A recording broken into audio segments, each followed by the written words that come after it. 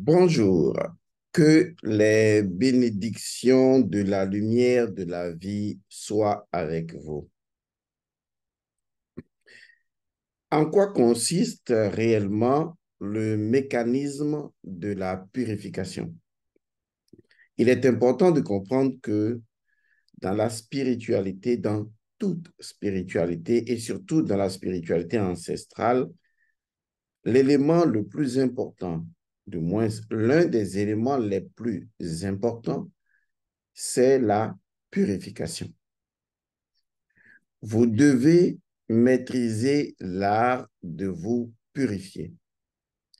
Par exemple, vous purifiez lorsque vous faites un voyage, lorsque vous revenez d'un voyage.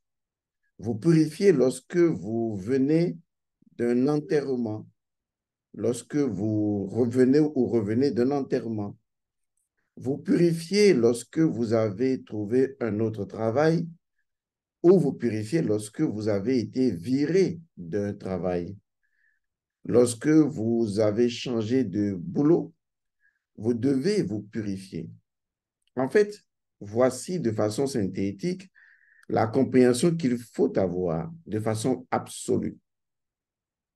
Chaque fois que vous devez passer d'un événement mineur à un événement mineur, d'un événement majeur à un événement majeur, chaque fois que vous passez dans votre vie d'un cycle à un autre cycle, chaque fois que vous passez dans votre vie d'une énergie ou d'une masse énergétique à une autre masse énergétique, n'oubliez jamais de vous purifier. C'est important. Lorsque vous avez acheté votre première voiture, vous devez la purifier.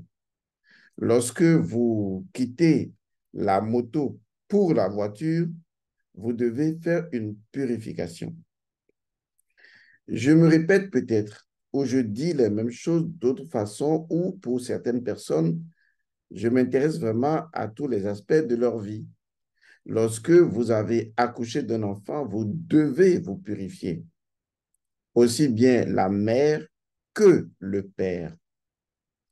Lorsque vous sortez d'un état de maladie, vous devez vous purifier. Autrement, certaines maladies pourraient revenir. C'est pour cette raison que je dis que la purification doit être au rendez-vous le plus souvent. Il est important de comprendre cela. Maintenant, pourquoi est-ce que en spiritualité ancestrale, la purification a une place importante, une place privilégiée dans tous les rituels, dans tous les comportements, à savoir comment relationner avec soi-même, avec les autres et avec la nature. Ceci nous permet de comprendre le pourquoi de la purification ou le mécanisme que la purification met en place. Il s'agit concrètement de quoi? Lorsque vous passez votre vie, je prends une période de temps. Au cours de cette période de temps, vous vous êtes comporté d'une manière spécifique. Ça peut être, par exemple, vous avez habité une région pendant une période donnée. Ça peut être, par exemple, que vous avez fait un travail pendant quelques années. Ou ça peut être également le fait que, eh bien, vous venez d'un enterrement ou une chose aussi anodine, comme par exemple une rupture amoureuse. Prenons justement ce cas important, une rupture amoureuse, pour mieux expliquer, parce que cela implique beaucoup d'émotions que l'on voit, alors que d'autres aspects de notre vie impliquent des émotions, mais qu'on ne voit pas. Et donc, voilà une vie amoureuse. Vous avez passé votre vie d'amour avec une femme ou avec un homme. Donc, vous vous êtes investi spirituellement, émotionnellement, mentalement, énergétiquement, sans oublier physiquement, dans une relation, dans une interaction avec un homme ou avec une femme. Et cela a duré peut-être quelques années. Disons même cela a duré quelques mois ou peut-être un an. Au cours de cette relation, vous vous êtes fabriqué une nouvelle entité. Mais comment est-ce possible? Je vous l'explique. Il y a vous qui êtes une entité, je parle symboliquement. Il y a la femme qui est une entité. Maintenant, vous créez une troisième entité de par la relation d'amour, de la passion que vous avez eue ensemble. Vous créez une troisième entité. Cette entité, c'est l'entité qui résulte de l'interaction que vous avez tous les deux ensemble. Il va sans dire que cette troisième entité, jamais 203, cette troisième entité devient l'entité qui vous réunit ensemble. On y retrouve naturellement un élément important qu'on appelle souvent une habitude, du moins une routine. Une habitude parce que vos cellules, vos énergies, vos émotions, vos esprits ont pris l'habitude de faire quelque chose ensemble, l'habitude de passer du temps ensemble, l'habitude de s'embrasser, de faire l'amour, de se caresser, de manger ensemble, de partager votre vie ensemble. En fait, vous avez pris l'habitude de vous construire émotionnellement, intérieurement, amoureusement ensemble. Et par ce tact-là, eh bien, vous avez créé une troisième entité. Ce phénomène existe également lorsque vous êtes un ami à plusieurs amis. Peut-être que vous faites partie d'une meute d'amis ou d'un groupe d'amis et vous avez passé quelques années ensemble à faire les mêmes choses. C'est pratiquement cela. Supposons que vous êtes 5 amis et vous êtes si proches les uns des autres, vous partagez tout ensemble, vous sortez tout le temps ensemble, vous faites tout ensemble pendant peut-être 1 an, 2 ans ou même 5 ans. Arrive un moment où, eh bien, que ce soit par des circonstances particulières ou par le fait de la nature ou de voyage ou d'autres choses, eh bien, vous êtes appelé à vous séparer. Du moins, vous séparez peut-être du groupe à cause des choses de la vie où vous devez aller quelque part ou construire autrement.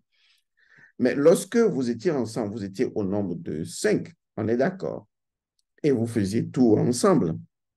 Mais en ce moment, vous avez créé une sixième entité, qui est justement l'entité qui résulte de l'interaction que vous tous, les 5, vous avez ensemble.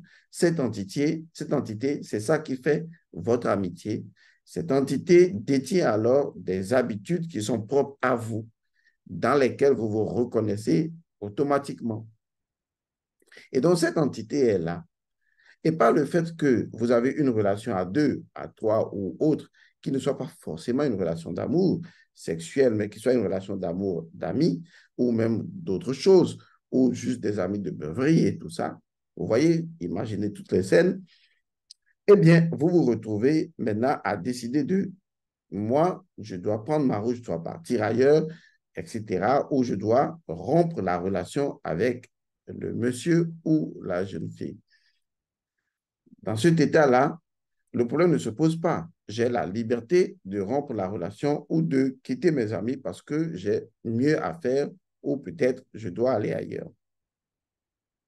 Mais qu'est-ce que je fais alors de la troisième entité?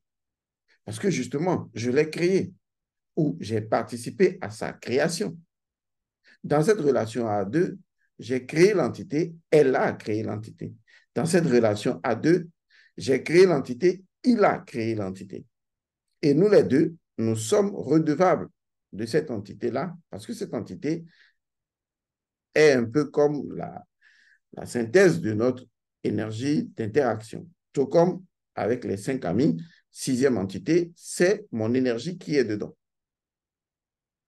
J'ai un ami la dernière fois qui m'a rendu visite et il me disait, mon cher ami, est-ce que tu sais que ma vieille voiture, eh bien, je ne l'ai toujours pas vendue malgré tous les conseils que tu m'as donnés. Je n'arrive pas à la vendre Non pas parce que je ne trouvais pas de preneur, mais parce que je n'arrive pas à l'abandonner. Il y a de cela près de 2 ans, j'ai dit à cet ami, je lui ai conté une histoire. Je lui ai montré que les objets que nous possédons pouvaient également nous posséder et nous prendre en otage. Et qu'il m'était arrivé il y a très longtemps d'avoir une voiture que j'avais beaucoup aimée et dont je ne voudrais vraiment pas me séparer. Mais j'ai remarqué également qu'une grande quantité de mon énergie était bloquée dans le passé. Et le jour où je m'étais rendu compte de ça, j'ai automatiquement fait un rituel et j'ai libéré la voiture et la voiture a été naturellement vendue. Lorsque la voiture a été vendue, il y a eu beaucoup d'autres choses extraordinaires qui se sont produites dans ma vie. Parce qu'une énergie, lorsque vous la prenez en otage, elle vous prend également en otage. Et donc, plusieurs années après, quand j'ai expliqué à cet ami, écoute, vends la voiture, autrement, tes activités vont être bloquées. Tu risques de ne pas avancer. Peut-être que tu ne vois pas la relation entre le fait de tu es piégé par ta propre voiture, tout comme certaines tenues que vous ne portez plus et que vous gardez et qui bloquent votre énergie. Souvent, il faut apprendre à libérer les énergies, à les laisser couler. Sinon, vous n'allez pas du tout avancer. Vu que cette voiture est une des voitures que tu as achetées au moment où tu avais commencé à réussir et que maintenant tu ne réussis plus dans ta vie pratiquement, ça veut dire que cette énergie, il faut la libérer pour qu'elle puisse également te libérer et te permettre de réussir. Pourtant, depuis 2 ans que je lui ai donné ce conseil, il n'y est pas arrivé. Bien qu'il ait toujours une autre voiture qui le conduit, eh bien, il n'arrive pas à le faire. C'est des choses comme ça qui nous arrivent. Nous créons par notre interaction avec une voiture, avec une autre personne, une troisième entité qui est là comme un fétiche et qui nous dit, je veux être là, je veux me préserver. Et quand on ne fait pas les rituels pour rompre cette entité-là et qu'on se sépare néanmoins de la chose, eh bien, on risque de répéter un cycle d'échecs. C'est ce qui arrive à certaines jeunes filles qui sortent d'une relation de rupture et qui reproduisent les mêmes schémas, tout comme les hommes, parce que voilà que votre rupture a été prononcée verbalement, chacun a pris sa route, mais la troisième entité n'a pas encore été purifiée ou ne vous a pas libéré de la relation. Ce qui fait qu'une bonne quantité de votre énergie est bloquée dans le passé et ce passé vous prend en otage. Et du coup, la perspective de trouver un autre homme ou une autre femme et de fonder une vie, eh bien, cela pourrait marcher, mais cela conduirait souvent à des échecs parce que cette énergie-là qui est bloquée dans le passé va toujours vous attirer dans le passé alors que vous aimeriez évoluer. Et donc, l'échec va se répéter.